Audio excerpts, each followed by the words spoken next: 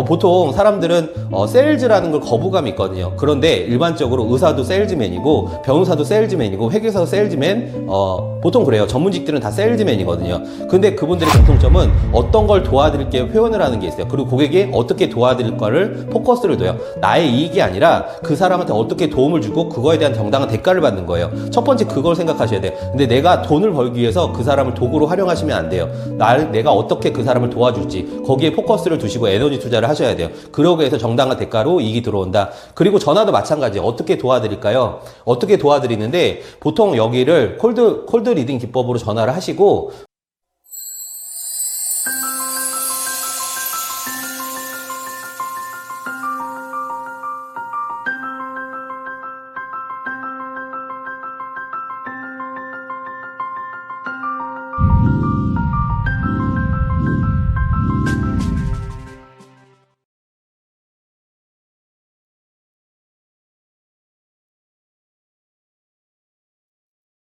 건프로입니다. 오늘은 기술적인 부분을 좀 디테일하게 말씀드리려고 해요. 기술적인 부분만 하더라도 1시간, 2시간을 얘기해야 되는데 그렇게 영상적으로 그렇게 할 수가 없어서 저희가 간단하게 4가지 카테고리 꾸며놨어요. 첫 번째 기술은 콜드 리딩이라는 기술이에요. 두 번째는 369, 인간관계, 어떤 비즈니스 스킬, 세 번째는 넛지, 환경설계, 네 번째는 콜드 리딩. 비즈니스를 깔때기라고 생각하시면 돼요. 깔때기가 뭐냐면은 어떤 확률에 있어서 보통 이제 참기름 짤 때 어떤 거를 참깨를 넣고 나서 참기름 엑기스가 나오죠. 그리고 나서 많은 사람들한테 원활하게 활동이 되세요. 비즈니스 세일즈라는 건 세상을 이롭게 한다는 공통점이 있어요. 근데 첫 번째는 에너지가 들어가야 돼요. 참깨에서 참기름을 짜내기 위해서는 강한 압축의 힘이 들어가죠. 가장 중요한 건 에너지예요. 그 에너지는 열정이라고 표현하죠. 그 열정이라는 게 어디서부터 산출되냐? 도전을 통해서 어떤 도전 정신, 그러니까 사고방식으로 인해서 생각이 된다. 성공하신 분들은 항상 사고계, 언어계, 물질계 패턴을 가져가요.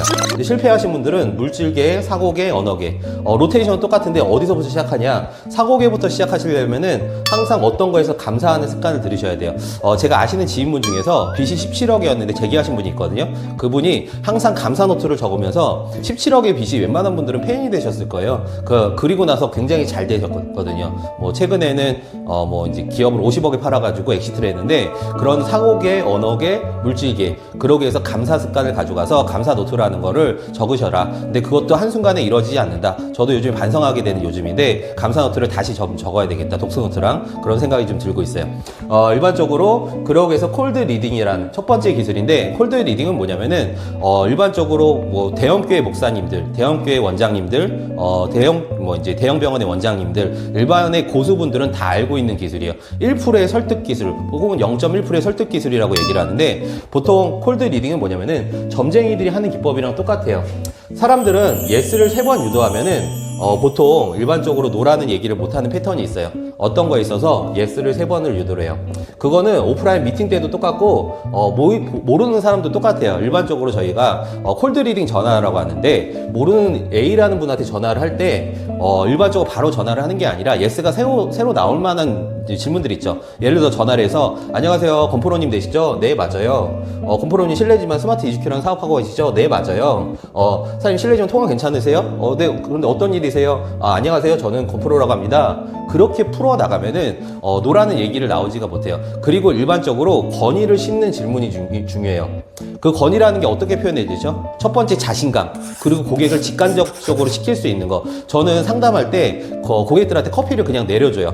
커피를 내려줬을 때 100% 상담으로 유도되는 확률이 굉장히 많더라고요. 커피를 드시든 안 드시든 상관이 없어요. 커피를 내려드리시고 여기 앉으세요. 그리고 어떻게 도와드릴까요? 그런 표현을 하셔야지.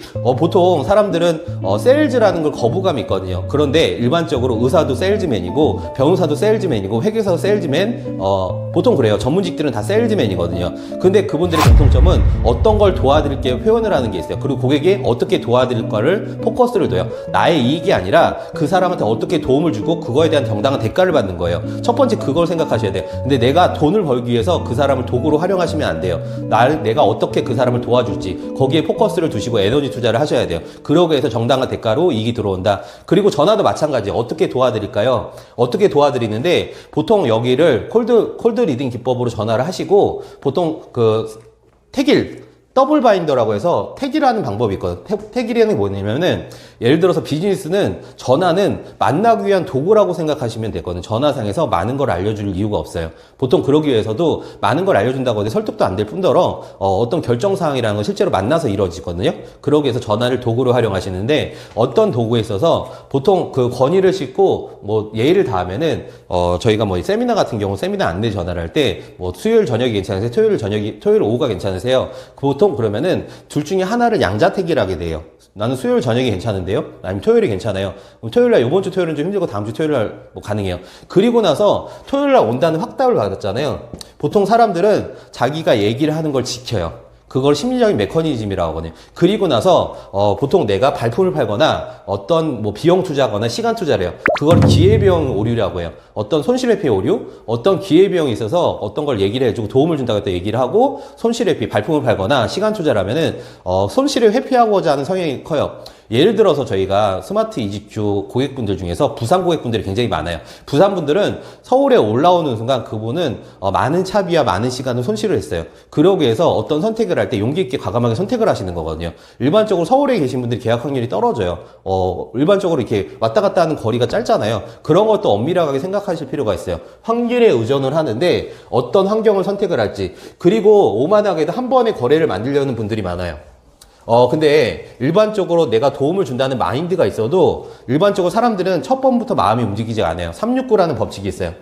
보통 일반적으로 3번 정도 봤을 때 사람은 신뢰를 갖게 되고 6번 정도 보면은 친밀감을 갖게 되고 9번 정도 보잖아요. 초협력 파트너가 돼요.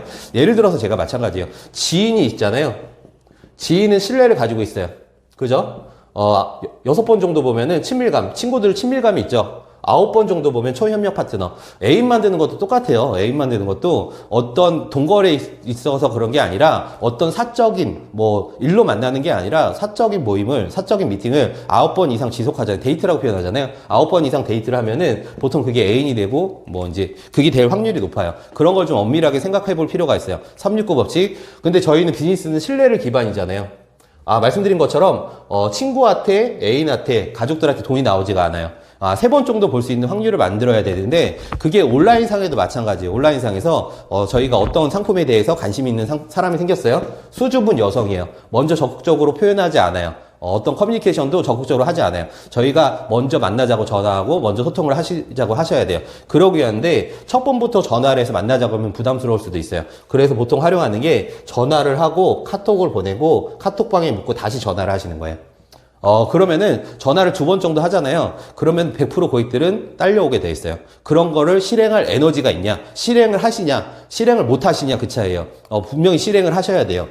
그러기 위해서 저희가 신뢰의 관계에서 친구, 애인의 관계, 가족의 관계로 넘어가는 건데 저희가 그것도 똑같아요. 자주 보니까 손실회피 성향 때문에 관계가 진보가 되는 거예요. 첫 번째, 제가 부동산 고객분들한테 친구가 되고 그런 분들이 많거든요. 부동산 고액을 투자를 하셨어요. 그분들이 또 자주 봐요. 자주 커뮤니케이션 해요. 그러면은 일로서 만나는 관계가 아니라 자기 사생활을 얘기한다나 친구의 관계가 돼요. 인간관계라는 게 그런 포커스도 명확하게 좀 필요가 있어요.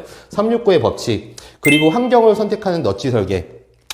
보통 일반적으로 내가 선택하는 부분이 아니라 의사분들 의사게임 생각하시면 돼요. 의사분들 진료할 때 보통 그 병원 진료에서 내가 도움을 받고 싶으니까 병원 진료를 하죠. 근데 보통 의사분들이 뭔가를 도움을 준다고 시켜요. 흰 가운의 마력이라고 해서. 그러면 저희는 나이가 지긋하신 분들도 20대 청년이 시키더라도 이분이 나한테 도움을 준다는 걸 아니까 시키는 대로 행동을 하게 돼요. 그리고 자동적으로 진료서를 청구를 하죠.